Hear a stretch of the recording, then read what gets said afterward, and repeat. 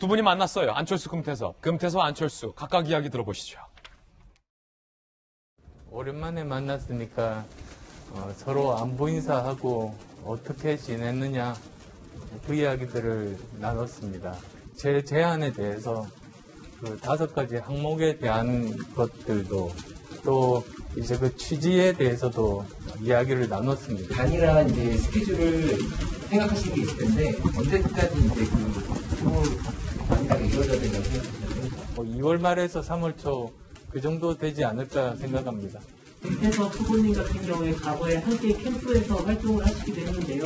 이번에 경쟁자로 다시 만나게 되셨는데 이에 대해서 좀 어떤 후회를 느끼시는지 한 말씀 부탁드립니다. 서로 선의의 경쟁을 하는 동료 아니겠습니까?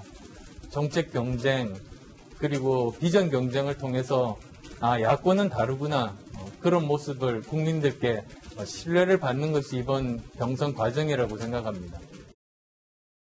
좋은 분위기에서 여러 가지 얘기를 했습니다. 설 전에 토론이 됐든 뭐를 시작했으면 좋겠다는 말씀을 드렸고 안철수 후보께서는 실무 협상을 통해서 그런 것을 논의를 하자고 말씀을 하셨습니다. 서로 가족 안부도 나만 물었나? 가족 안부도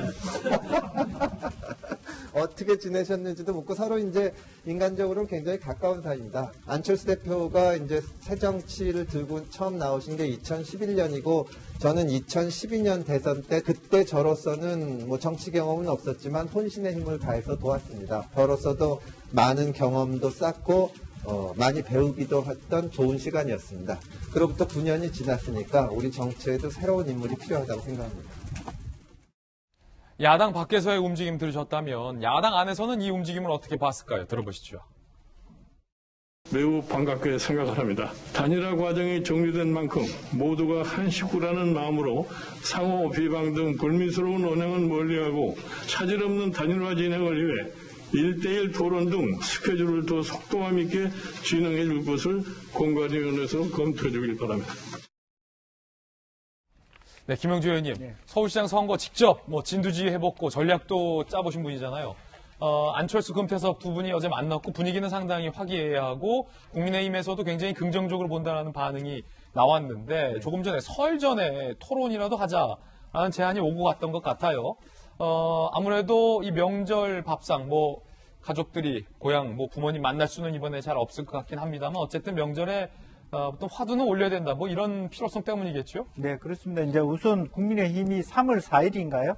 어쨌든 자체적인 후보가 프로세스가 끝나기 때문에 그게 맞춰가자라는 취지. 그러기 위해서는 룰 미팅을 비롯해서 기본적으로 설 전에 뭔가를 만들어서 두 분이 여러 가지 한 5가지 항목에서 입장에 차이가 있을 거고 예상 외의 어떤 그 조율 과정이 어렵다는 내부적인 어떤 그 이야기들도 나오고 있거든요. 한쪽은 정책 비전 브리핑을 하자 여론조사 방식이고 다른 쪽은 한번 TV 토론을 한번 해보자. 이제 금태섭 의원은 좀 자신감을 갖고 옛날에 자기가 모셨기 때문에 토론의 강점이 있다 이렇게 생각을 하시는 것 같아요. 근데 그 두 부분에 대한 입장 조율을 아마 설 연휴 기간 동안에 해내서 말하자면 2월 말경 정도에서는 어떤 형태로든 룰을 만들고 실제적으로 국민의힘 후보가 계속적으로 언론에 나가는데 이쪽도 뭔가 하는 분위기를 띄워야지 되지 않겠습니까? 전략적으로도 그게 맞다. 네, 그런 면이 있고 김정은 위원장은 이제야 본인이 바라던 구도로 가는구나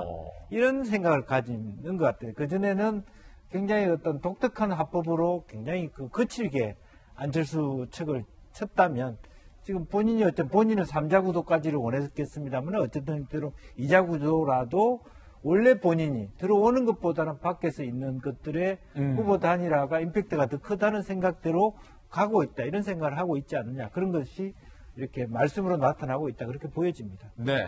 자, 이 시점에 맞춰서 여론조사 한 대목 보겠습니다. 가상 양자 대결, 3자 대결 결과입니다.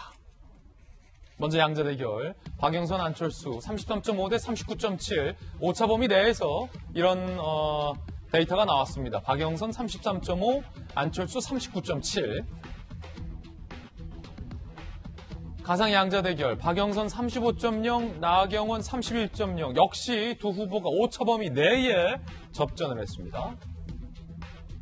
다만 오세훈 전 시장은 오차범위를 벗어나서 박영선 후보에게 지는 것으로 결과가 나왔습니다.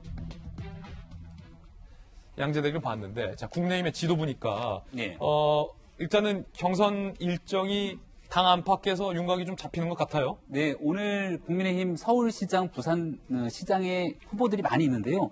서울시장 같은 경우는 8명의 후보, 그리고 부산시장은 6명의 후보 중에서 이제 압축이 돼서 본경선에 진출하는 후보들이 오늘 발표가 됩니다. 그래서 본격적으로 설 구정 명절을 거치면서 이제 본격적인 토론 과정까지 거치는 경선의 흥행 과정들이 이제 나타나지 않을까 생각이 되고요. 바깥에서도 어제 김종인 위원장 얘기했던 것처럼 모두 한 식구라는 마음으로 안철수 대표, 금태섭 전 의원이 또 굉장히 건전한 경쟁을 펼칠 것이고, 그러다 보면 자연스럽게 우리가 희망하고 있는 부분들은 박영선 의원과 그리고 우상호 의원 간의 경선 과정들이 조금 재미없게 떨어지는 것 아닌가, 이런 생각도 좀 가져보게 되는 것이거든요. 이제 선거가 한 2달 정도 남은 상태이기 때문에 그 기간 동안 얼마나 서울 시민, 부산 시민에게 희망을 줄 수 있는 정책 대결로 이 분위기를 누가 주도권을 갖고 끌고 가느냐가 중요한 상황이고요. 이제 본격적인 게임, 선거의 그 분위기는 오늘부터 또 시작된다고 볼 수 있을 것 같습니다. 예. 짤막하게만 가상대결 관련해서 다 오차범위인데, 네. 오세훈 전 시장만 지는 걸로 나와요? 얼마 전에 있었던 여러 가지 발언들에 대한 구설수들이 조금 나왔습니다. 특히 그 V자 발언 같은 경우에는 굉장히 많은 구설수들을 또 낳은 바들도 있는데, 아마도 이 오늘 나오는 결과 속에서 어느 정도 수치를 바탕으로 이 경선에 대한 최종적인 결과물들이 나오는지 살펴봐야 되고요. 국민의힘 내에서 최종적으로 올라가게 되는 후보가 누가 되는지에 따라서 또 안철수 대표 혹은 금태섭 전 의원 간의 단일화 과정 속에서도 유의미한 결과들이 또 언제든지 뒤바뀔 수 있기 때문에 아직은 모든 것들이 예단하기는 조금 이르지 않을까, 이런 생각이 듭니다. 그렇군요.